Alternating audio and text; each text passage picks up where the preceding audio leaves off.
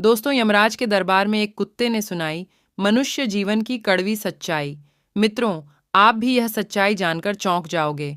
इस प्राचीन कथा में हम आपको बताएंगे कि कैसे एक कुत्ता यमलोक पहुंच जाता है और यमराज से शर्त लगाता है, और यमराज इस शर्त में कुत्ते से हार जाते हैं और फिर यमलोक के सारे नियम बदलने पड़ते हैं। मित्रों, इस कथा में हम जानेंगे भगवान विष्णु ने यमराज को मनुष्य जीवन के संबंध में कौन सा महत्वपूर्ण ज्ञान दिया है। तो चलिए मित्रों, कथा को जल्दी से शुरू करते हैं। दोस्तों, प्राचीन काल में मध्य देश में एक अत्यंत सुंदर नगरी थी।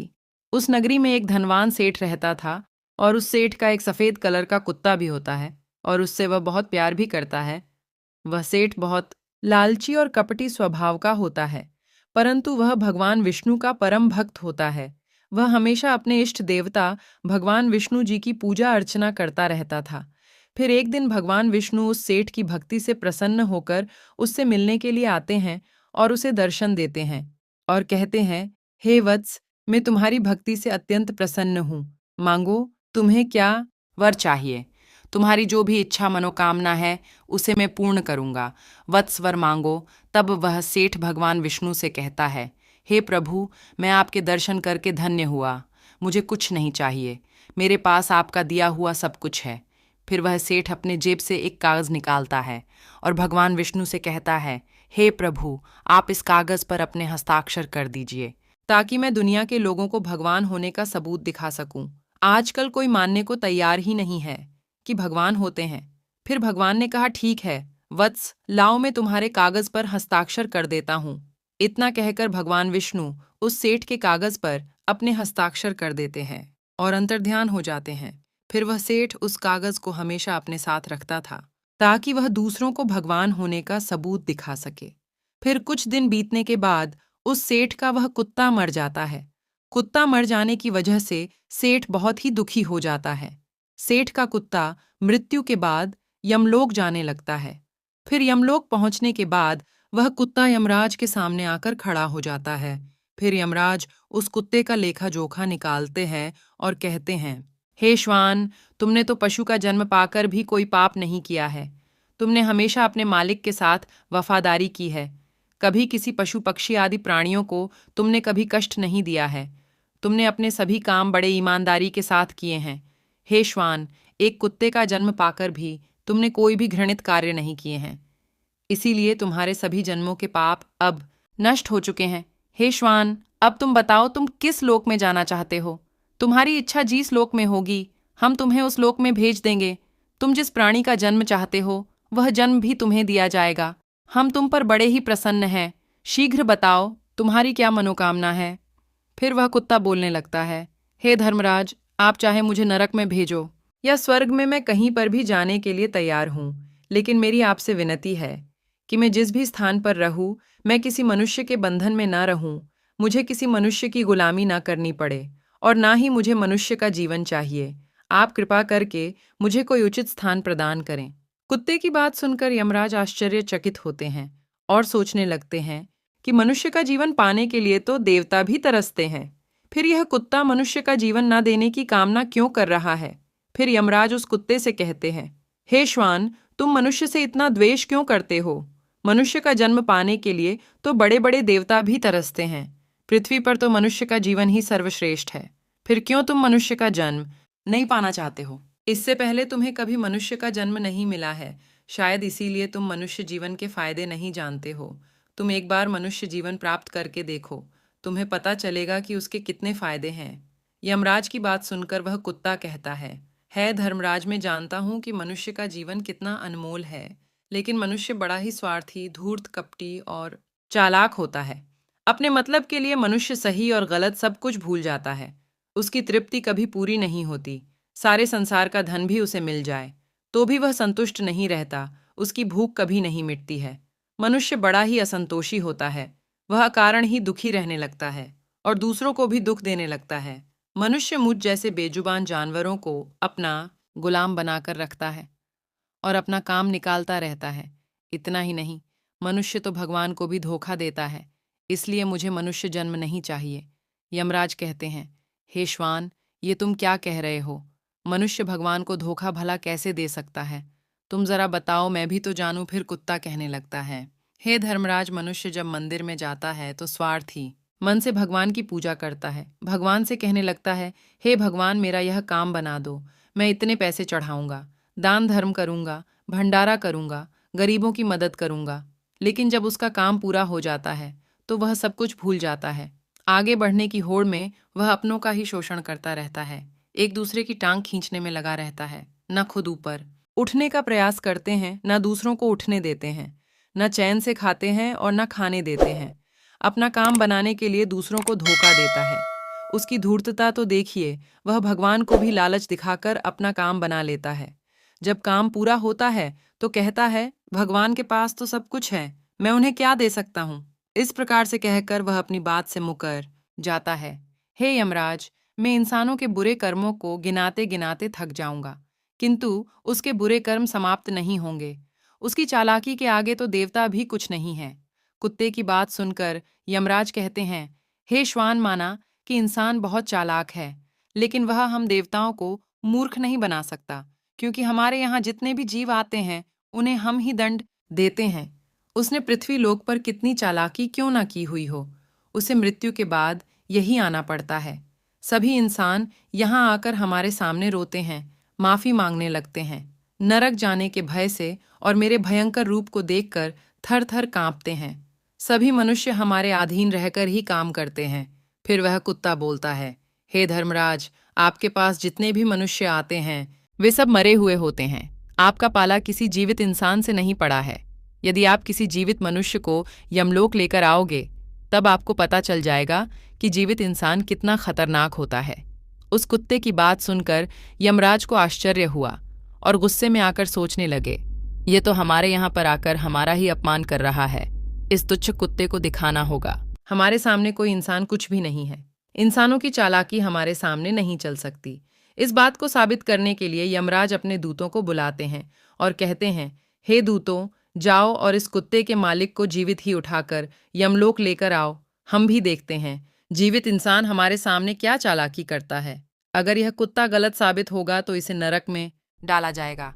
उस कुत्ते को पूरा यकीन था कि एक अकेला जीवित मनुष्य स्वर्ग लोक में खलबली मचा देगा। फिर यम के दूत धरती लोक पर जाते हैं और उस कुत्ते के मालिक को, अर्थात उस सेठ को, चारपाई के साथ उठाकर यमलोक ले जाने लगते हैं। तभी बीच रास्ते में उस सेठ की नींद खुल जाती है और वह देखता है कि दो अत्यंत भयंकर सिंगों वाले यमदूत उसे चारपाई के साथ उठाकर यमलोक ले जा रहे होते हैं। वह सेठ उन यमदूतों से पूछने लगता है, हे यमदूत, क्या मेरी मृत्यु नींद में हो चुकी है?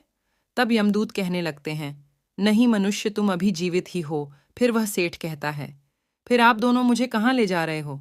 मैंने कौन सा पाप किया है? यम के दूत उस सेठ को सारी कहानी बता देते हैं और कहते हैं, तुम्हारे कुत्ते ने यमराज से कहा है कि जीवित मनुष्य बहुत चालाक होता है, इसीलिए इस बात का परीक्षण करने के लिए यमराज ने आपको जीवित ही यमलोक लाने के लिए कहा है।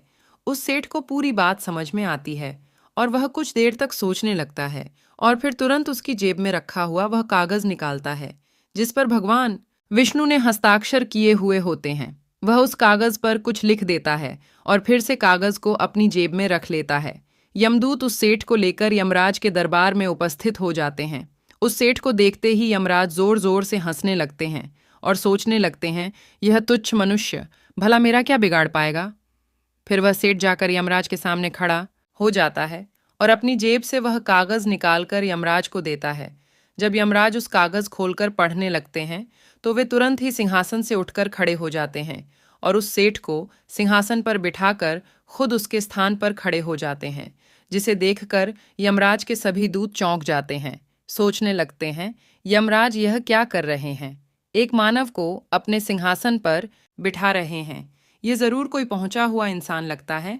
वह सेठ अब यमपुरी का राजा बन जाता है। यमराज भी उसका आदेश मानने के लिए विवश हो जाते हैं। फिर वह सेठ सिंहासन पर बैठते ही यमलोक के सभी कानून बदल देता है और यमराज को ही यमलोक के द्वार का पहरेदार बना देता है। फिर वह सेठ सोचने लगता है, जब मैं मर जाऊंगा तो मुझे भी यहाँ पर आना पड़ेगा और मेरे पाप कर्मों के कारण मुझे भी नरक में डाला जाएगा। इसीलिए उस सेठ ने नरक में पड़े सभी प्राणियों को स्वर्ग में डालने का आदेश दिया और नरक का द्वार हमेशा के लिए बंद कर दिया। और फिर सभी यमदूतों को आदेश दिया कि आज के बाद किसी भी प्राणी को नरक में नहीं डाला जाएगा, सभी प्राणियों को स्वर्ग में ही भेजा जाए। सेठ के इस आदेश को सुनकर स्वर्ग में खलबली मच गई। सभी देवी देवता हैरान हो गए, लेकिन वे कर भी क्या सकते थे। आदेश यमलोक के राजा ने दिया था, इसीलिए चुपचाप सभी उसका पालन करने लगे। स्वर्गलोक का संतुलन पूरी तरह से बिगड़ गया। धीरे धीरे स्वर्गलोक में जीवों की भीड़ बढ़ने लगी, जिनकी सेवा करके स्वर्गलोक के कर्मचारी और अप्सराएं परेशान होने लगे और सोचने लगे, इतने सारे जीवों की सेवा कैसे कर पाएंगे। उधर वह कुत्ता सोचने लगा, यमराज को जीवित मनुष्य को यमलोक में लाना कितना महंगा पड़ गया। सेठ जी ने सब कुछ बदल दिया है, आखिर ऐसा कैसे हुआ। फिर वह कुत्ता अपने सेठ के पास गया और पूछने लगा, सेठ जी, आपने यह सब कैसे किया। अब तो आप ही यमलोक के राजा बन गए हैं, अब मैं सारे जीवन आपका दास बनकर रहूंगा। कृपया आप मुझे बताइए कि आपने यह सब कैसे किया। तब उस सेठ ने धीरे से उस कुत्ते के कान में कहा, जब मुझे पता चला कि मुझे जीवित ही यमलोक ले जाया जा रहा है, तब मैंने भगवान विष्णु के हस्ताक्षर किए हुए कागज पर यह लिख दिया कि जिस जीवित मनुष्य को यमराज यमलोक बुला रहे हैं, उसे यमलोक का राजा बना दिया जाए। यही मेरा आदेश है। उस कागज पर भगवान विष्णु के हस्ताक्षर देखकर यमराज को लगा कि यह भगवान विष्णु का ही आदेश है, तो उन्होंने बिना विचार किए ही मुझे यमलोक का राजा बना दिया। सेठ की बात सुनकर वह कुत्ता बहुत खुश हुआ और सोचने लगा, इंसानी दिमाग चाहे जहां भी रहे, खुराफात तो करेगा ही। इधर यमलोक का ऐसा हाल देखकर सभी देवी देवता भगवान विष्णु से मिलने के लिए वैकुंठ चले गए और उन्हें सारी बात बता दी। देवताओं की सहायता करने के लिए भगवान विष्णु तुरंत ही यमपुरी में आ गए, तो उन्होंने देखा कि यमराज यमलोक के द्वार पर पहरा दे रहे हैं। फिर यमराज के सिंहासन पर कौन बैठा है। भगवान विष्णु को देखते ही यमराज उनसे प्रार्थना करने लगे और कहने लगे, हैं प्रभु, आपकी यह लीला बड़ी ही विचित्र है। धरती के एक साधारण मनुष्य को आपने यमलोक का राजा बना दिया और मुझे पहरेदार। भगवान विष्णु यमराज से कहते हैं, हे धर्मराज, ये मैंने नहीं किया है, ये तो मनुष्य के चालाक दिमाग का कमाल है। यदि तुम जीवित मनुष्य को यमलोक लेकर आओगे, इसीलिए मैंने मृत्यु के बाद ही मनुष्य को यमलोक लाने का आदेश दिया था, ताकि मनुष्य के सभी दोष और स्वभाव शरीर के साथ नष्ट हो जाएं और केवल उसकी आत्मा ही यमलोक में प्रस्थान करें। किंतु आप तो एक जीते जागते मनुष्य को ही यमलोक उठाकर लेकर आए। यमराज से इतना कहकर भगवान विष्णु वहां से आगे बढ़े। फिर जब उस सेठ ने भगवान विष्णु को आते हुए देखा, तो वह तुरंत यमराज के सिंहासन से उठकर खड़ा हो गया और बोलने लगा, हे प्रभु, मुझे क्षमा करो।